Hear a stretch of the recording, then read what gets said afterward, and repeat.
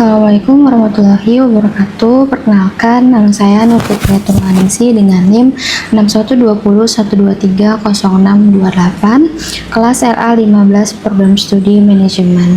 Pada video kali ini saya akan menyampaikan opini mengenai efektivitas strategi pemasaran di era digital, tantangan dan inovasi dalam mempertahankan loyalitas pelanggan dengan studi kasus perusahaan e-commerce yang ada di Indonesia, yaitu Tokopedia.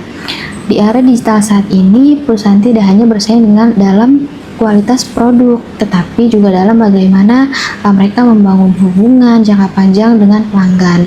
Lalu, loyalitas pelanggan menjadi tantangan besar juga karena konsumen memiliki banyak pilihan dan mudah berpindah ke kompetitor. Tokopedia sendiri merupakan salah satu platform e-commerce terbesar di Indonesia yang memanfaatkan pemasaran digital secara aktif melalui media sosial, lalu influencer, promo, gratis ongkir, cashback juga, hingga personalisasi iklan berdasarkan perilaku konsumen.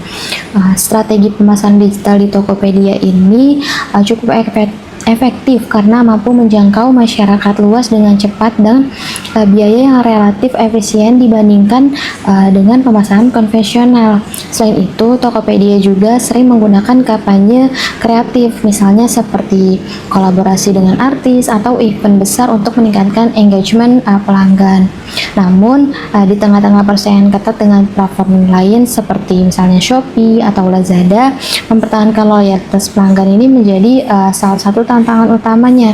Banyak pelanggan yang hanya loyal terhadap promo, bukan terhadap merek itu sendiri. Itu seperti apa analisis strategisnya? Menurut saya, efektivitas strategi pemasaran digital ini sangat berpengaruh ya, dipengaruhi oleh 3 hal utama. Yang pertama yaitu personalisasi pelanggan.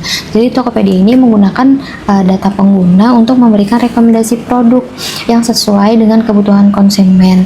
Lalu strategi ini efektif karena pelanggan ini akan merasa lebih diperhatikan dan pengalaman belanja menjadi akan lebih nyaman gitu. Tetapi tantangannya adalah masalah privasi data. Banyak konsumen yang mulai khawatir terhadap penggunaan data pribadi mereka di platform digital. Lalu yang kedua yaitu promosi digital yang agresif. Promo seperti cashback dan gratis ongkir memang berhasil menarik pelanggan dalam jangka pendek. Namun menurut saya strategi ini kurang efektif untuk membangun loyalitas jangka panjang karena ketika kompetitor memberikan promo lebih besar, pelanggan bisa langsung berpindah platform. Artinya loyalitas yang berbentuk hanya berdasarkan keuntungan sesaat seperti itu. Lalu yang ketiga, ini adalah inovasi dan pengalaman pelanggan.